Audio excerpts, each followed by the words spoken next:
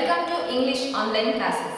In today's class, let us read the ninth poem, that is Butto by Toru Dutt. Here Butto is referred to Ekalavya. Okay, this is the story of Ekalavya and this is written by Toru Dutt. Actually, the Ekalavya is the character from Mahabharata, and by taking that character, Toru Dutt, she had written a ballad, the story of Ekalavya in the form of ballad, and that ballad's name is Butto. Let us know about Toru Dutt. Toru Dutt, she was an Indian writer. She is an Indian writer. Was born on March 4th, 1856 in Bengal, and she died on August 30, 1877 in the prime of her youth. At 21, at the age of 21, she lost her life. She is often called the Keats of Indo-English literature. She is often called as the Keats of Indo-English literature. She was natural linguist and in her short life became proficient in Bengali, English, French and later on Sanskrit.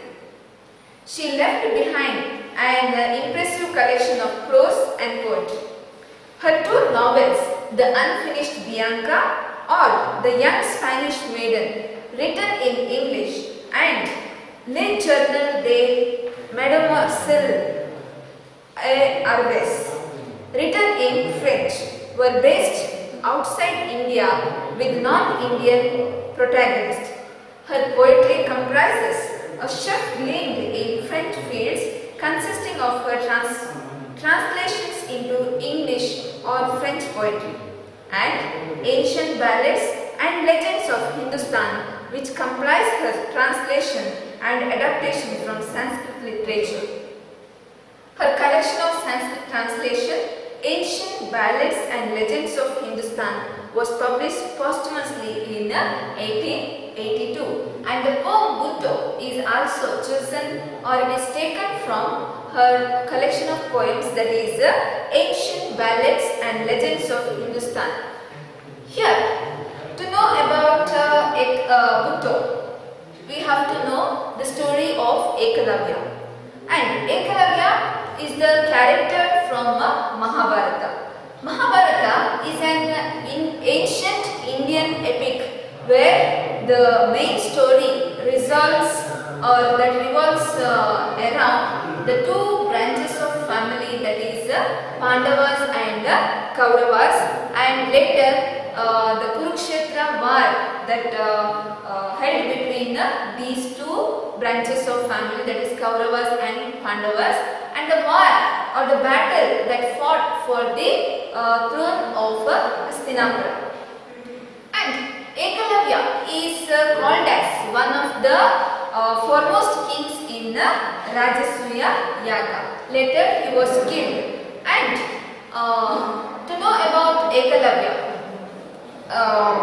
in ancient India, nearly 5,000 years ago, there lived a prince, or there lived a young Nishada. Nishada is the name of the tribe, and these tribes are the hunters in Hastinapura, in the forest of Hastinapura. So, in ancient India, 5,000 years ago, there was a Nishada, and he is the prince of Nishada tribe. Okay, and his name was Ekalavya. The prince's name was Ekalavya. His father was the chief of Nishada. Okay, his father was the chief of Nishada, which is the tribe, a tribe of hunters in the forest of Hastinapura. And being the son of the chiefs of the hunters, Ekalavya, he wanted to know, or he wanted to learn archery, the skills of archery, or the science of warfare. So he wished to join Dronacharya's Gurukula. Okay, here who is Dronacharya? Dronacharya is the royal guru. He was appointed by the king to teach his son's archery and the science of warfare. So, since Dronacharya was appointed by the king, he was only meant to teach the royal princess, or to teach the princess, that is Pandavas. Okay. So, here Arjuna, one of the Pandavas, he wanted to be the great archer in the world.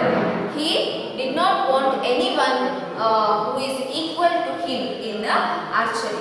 And this was the promise he made Dronacharya to do, that in the world no one will be skilled as Arjuna. In the sense, Dronacharya should not teach anyone the skill of archery.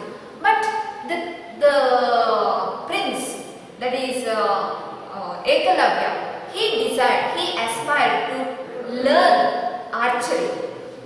He expressed his wish with his father. Then his father, he was not willing to send his son to Dronacharya. Why? Because they are Shudras who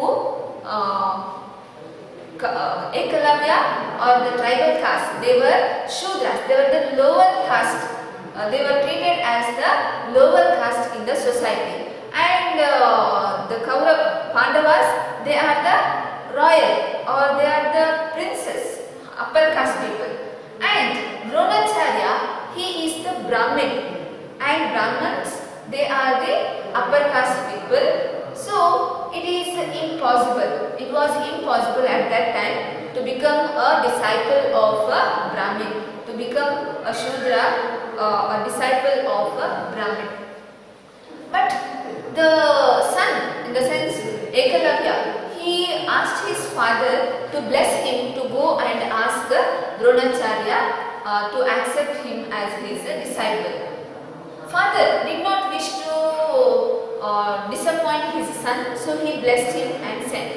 Ekalavya, he went to Dronacharya, and there he asked Dronacharya, he introduced himself as the son of the chief of Nishada and a tribal boy, and he begged, or he asked him to teach him to teach him the skills of archery or the science of warfare. But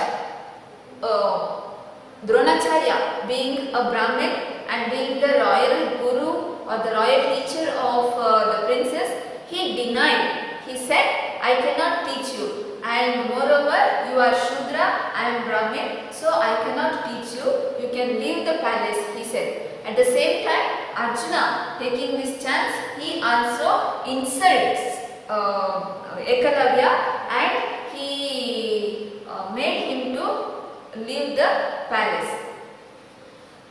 Ekalavya, he was very sad, disappointed, but he did not lose his hopes. Though he was insulted, he did not insult anyone. He was a very humble and kind boy.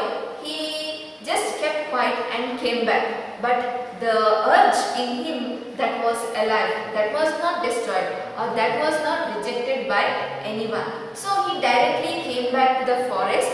There he made an idol of Dronacharya from mud, and he placed in a altar, and there he always devoted his prayers, or always he did the prayers in the morning, and with the concentration, with the honesty, with dedication, he started to practice archery.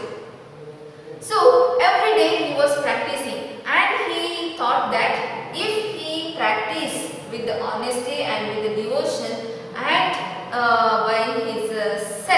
by himself, with all devotions and honesty, he thought that definitely he could win, or he could learn the skills of archery. Once Ekalavya, he was practicing archery or the skills of archery in the forest. At the time, a dog was continuously barking from a distance, and Ekalavya, he was disturbed, and since he was skilled in archery while practicing, he sent 7 arrows together, and all the arrows struck in a dog's mouth without injuring the dog. And the dog that keeping in his mouth, it ran in the forest of Hastinapura. At that time, Pandavas and Dronacharya and all the Pandavas, they found a dog who has arrows in its mouth. By looking at that, Dronacharya came to know only an skilled archer can do this. Only a skilled archer can perform these kind of skills, and that skill is called as Shabdavedi. Okay, Shabdavedi with the voice or the noise only they could assume and they could attack. So here Dronacharya and his disciples, they went on, they started to search that skilled archer in the forest. At that time, they found or they spot Ekalavya, who is practicing in front of the idol of Dronacharya. And when they visited him or when they found or spotted him there, they inquired who he was. At that time, Ekalavya said that Dronacharya asked Ekalavya who taught him all those skills. At that time Ekalavya answered that you only, in the sense Dronacharya taught all these skills, he said. But Dronacharya was surprised. When did I teach you? When you came to my school and when I taught you. At that time he explained what did he do. He explained that when he was rejected or when he was denied, he came back to the forest and he made an idol of him, and every day he offered prayers to him and he practiced by himself. So he said to Dronacharya that he was his teacher. Ekalavya said to Dronacharya that Dronacharya was his teacher. And now Dronacharya came to know that being a hunter or being the Shudra, Ekalavya, there is no doubt that he is going to become the best archer in the world, one of the skilled archer, and he could surpass Arjuna. He could defeat Arjuna in his skills of archery. So Dronacharya already promised Arjuna that he will make him the best archer in the world. So Dronacharya, he decides to keep his promise and to stop Ekalavya learning these skills. And Dronacharya continues and saying that, okay, if you are treating me as your guru, then I must be your guru. Now you have finished your learning skills of archery. Now you have to pay me the fees. I am your guru, so you have to pay Guru Dakshine for me, he says. Ekalavya was very happy and he makes the blind promise that, oh, it's my pleasure, it's my life's wish. Whatever you want, you can ask. I promise you that whatever you wish, that I will give. But Dronacharya, he tells him, be aware of your promise. Don't do blind promises. It may cost you, or it may it may be bad to you. He tells. But Ekalavya, he doesn't agree. He tells Dronacharya, he forces Dronacharya to ask what he wanted. Dronacharya, he planned and he knew that without a thumb finger, one cannot perform the skills of archery. So Dronacharya asked Ekalavya's right hand thumb, and Ekalavya, he realized or he came to know why Dronacharya asked his right hand thumb. But when the Guru asked this without the second thought, what did he do? He cut his finger with a knife and he offered that finger to his feet. He kept on his feet. And at that time, Dronacharya and Arjuna and all the Pandavas, they witnessed that. And Dronacharya, he blessed him that without thumb finger also, he will be a great archer in the world, and also he will be famous for his loyalty, and he will be famous for or he will be treated, or he will be respected as the great pupil of the world, in the world. Okay, he will be treated as the great pupil or the disciple or the student in the world. And also he will be famous for his loyalty, and definitely his fame will spread all over the world. Okay, like this Dronacharya blessed Ekalavya, and he went to Hastinapura along with his disciples. This is the story of Ekalavya. The same story is written in the form of ballad in this ballad by Torugal. So let me read the poem. You can compare all those incidents to this poem. O Master, unto thee I came to learn thy signs. Name or pen I had not, so was driven with shame. And here I learn all by myself, but still as master thee reverend. For who so great in archery? Lo, all my inspiration here, and all my knowledge is from thee. If I am master, how thou hast finished thy course? Give me my due. Let all the past be dead and past. Henceforth be ties between us new. All that I have, O master mine, all I shall conquer by my skill. Gladly shall I to thee resign. Let me but know thy gracious will. Is it a promise? Yeah, I swear, so long as I have breath and life, to give thee all thou will. Be aware, rash promises ever ends in strife. Thou art my master. Ask, oh ask, from thee my inspiration came. Thou cannot set too hard a task, nor ought refuse I, free from blame. If to be so, Arjuna here. Arjuna and the youth were dumb. For thy sake, loud I ask and clear. Give me, O youth, thy right hand thumb. I promised in my faithfulness, no equal ever shall there be to thee, Arjuna. And I press for this sad recompense for thee. Glanced the sharp knife one moment high. The severed thumb was on the sword. There was no tear in Buddha's eye. He left the matter with his God. For this, said Dronacharya, fame shall sound thy praise from sea to sea, and men shall ever link thy name with self-help, truth and modesty.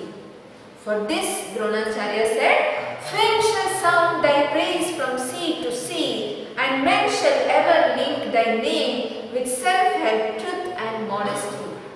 So this is what Dronacharya's blessings to whom? Ekalavya. So here Ekalavya goes to Dronacharya. There he introduces himself. Unto thee I came to learn thy science. I came here to learn thy science. Thy science refers to the archery, the skills of archery. Name or pelf I had not. I do not have popularity. I do not have richness. I do not have money. I was a tribal boy. So was driven with shame, and there I learned by all myself. Since he did not have the richness, since he was a tribal boy, he was rejected, and then here he tells that I learn by myself. But who is the master? Dronacharya is the master, he says. and all that whatever knowledge he got, whatever skills he learned, he tells that it is everything from his master Dronacharya, he is saying. And he tells, Dronacharya says that if I am master, how thou hast finished thy course? If I am your master, how the course will finish without paying the fees? So he is asking, let all the past be dead and past. Past is past, forget everything. Now you are my disciple, I am your guru. You give me your guru dakshine or your fees, he said. He is asking. Ekalavya gladly he agreed to give, and he asked what is his wish, his guru's wish, and he makes confirm, Dronacharya makes confirm whether Ekalavya will give whatever he wish, and he makes promise. He promises, Ekalavya promises, and also Dronacharya warns that be aware of rash promises. Always these rash promises will ever ends in strife. It will put to you in trouble. But Ekalavya, he was ready to give whatever he asked. And when Ekalavya agreed to give whatever he is going to ask, he loudly says, if to be so Arjuna here, then Arjuna listen. Arjuna and his brothers, they are dumb. For that he is asking. They should not mistaken him or misunderstand him. No, that's why he is asking. For thy sake loud I ask. For them sake loudly I am asking. O youth, give me the right hand thumb. O youth, O Ekalavya, give me your right hand thumb. Without right hand thumb, one cannot perform the skills of archery.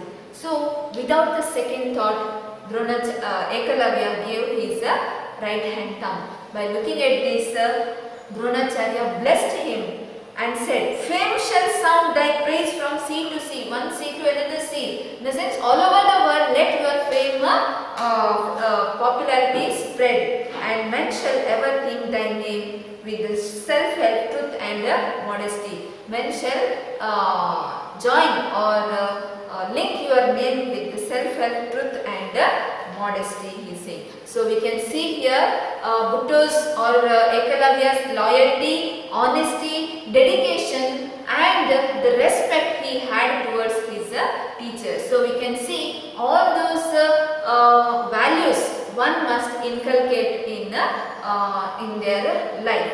So Bhutto, by this ballad, she is trying to convey the message that when we include or when we inculcate all these values, definitely we will be blessed by everyone. Whoever it may be may put obstacle for that, but we will achieve a success, and along with that even the God's blessings will be with us. So by this I would like to conclude the poem. Thank you for watching.